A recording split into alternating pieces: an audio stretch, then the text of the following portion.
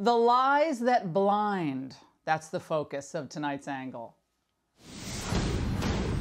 Now, you can't say that Trump didn't warn everyone about what would happen to our southern border if Biden won the White House.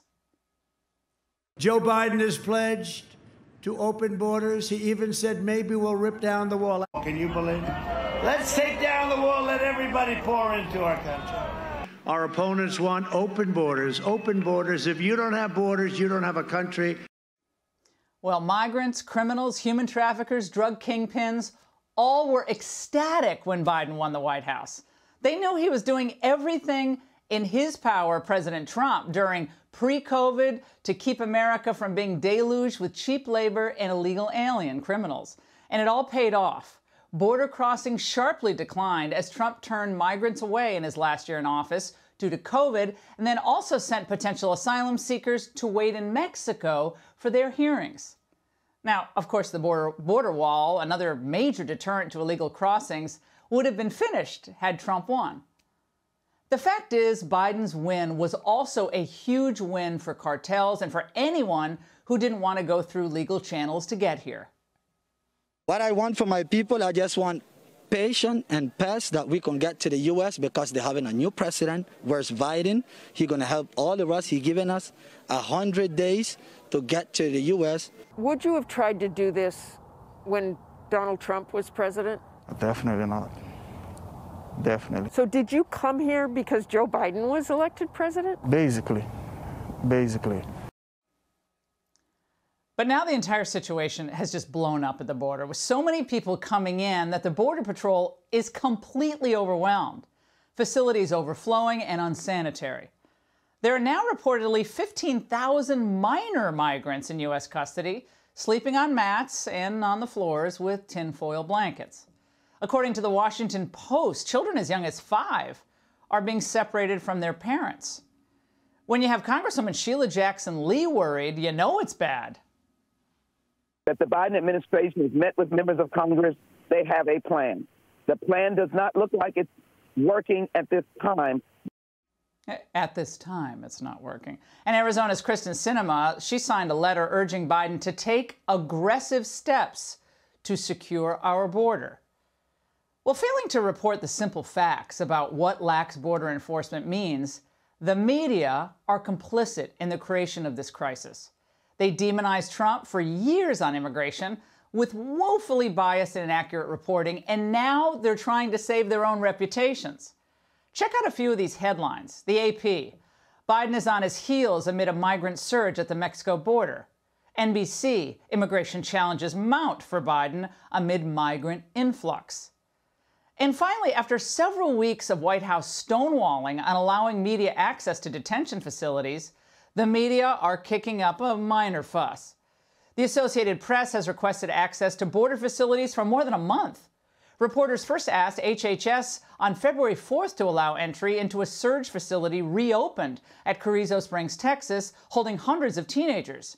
And they've asked Homeland Security officials for access at least 7 times to Border Patrol facilities, with no response. Even pro-amnesty Congressman Henry Cuellar of Texas was so frustrated that he released his own photos of the camps. Now, here's one of them. Now, gone are the wire fencing or cages you see, replaced with plexiglass and plastic. Now, the White House clearly wants to stall opening up these camps to the media as long as possible. When will reporters be allowed to tour facilities holding children who cross the southern border? We are working to finalize details, and I hope to have an update in the coming days. We remain committed to transparency, and of course, as I noted last week, we certainly want to make sure that the media has access to these sites. Okay, there's no way to put this except this is a total and complete lie. They could have opened these sites on day one. Just blur out the kids' faces if you're worried about privacy. Back in May of 2019, the Trump administration allowed this show to go into border facilities in Texas. They believed in transparency, unlike the current president. There was no reason to hide anything. But it's different now, because the Biden administration knows that the conditions inside are horrific, and they know Biden risks coming off as a total fraud on this issue. Because let's not forget, back in July 2019, he was the guy railing against Trump's border detention policies, saying Trump's immigration policies are an assault on human dignity. We aren't a country that denies children soap and a toothbrush. This is not who we are. But apparently that plexiglass thing, that's who we are. Biden's media groupies echoed as much as Biden did back in 2019, and they just repeated the same lies. Now, they're all caught with their pants down, exposed, but it's too late. Nevertheless, Biden still thinks he can lie his way out of this. Do you have to say quite clearly, don't come? Yes, I can say quite clearly, don't come. And what we're in the process of getting set up, and it's not going to take a whole long time, is to be able to apply for asylum in place. So don't leave your town or city or community. Of course, no one believes him. Not the migrants who fly Biden flags over their camps in Tijuana, not businesses that desperately want more cheap labor and are going to get it, and certainly not anyone who's followed politics over the past couple of decades. So why? We return to 2019 for just one of the reasons. We're a nation that says if you want to flee and you're fleeing oppression, you should come. And they did. But what's really important now, and this is key, my friends, Republicans must avoid making a bad situation worse. And I'm talking Republicans on Capitol Hill. Democrats now want to use the crisis that they are solely responsible for to force the hands of GOP members on immigration amnesty. Hell no, they will not. Because you cannot negotiate border legislation with people who don't believe in borders and the people who continue to tell blatant lies to the faces of the American people. The border is closed. We are expelling families. We are expelling single adults. The man goes on national TV and says the border is closed. When we're on pace to break a 20-year record for the most migrant crossings, more than 100,000 people in February alone. And by the way, that's nearly triple the number under Trump in February 2020. Now, Mayorkas has lost all credibility.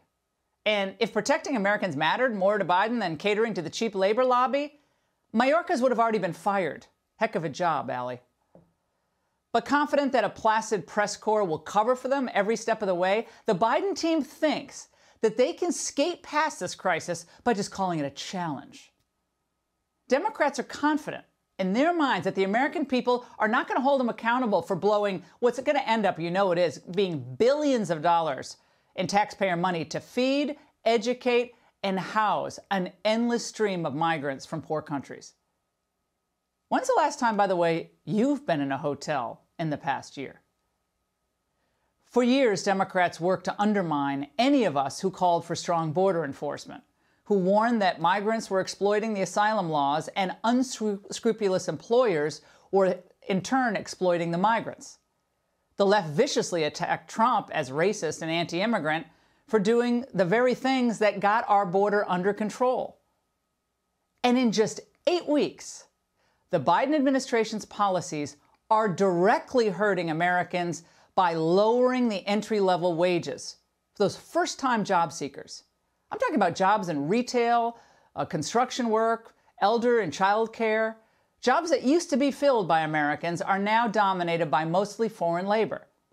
And there's no end in sight, at least until the Democrats are beaten badly in the next election. They will never enforce the border aggressively. Never.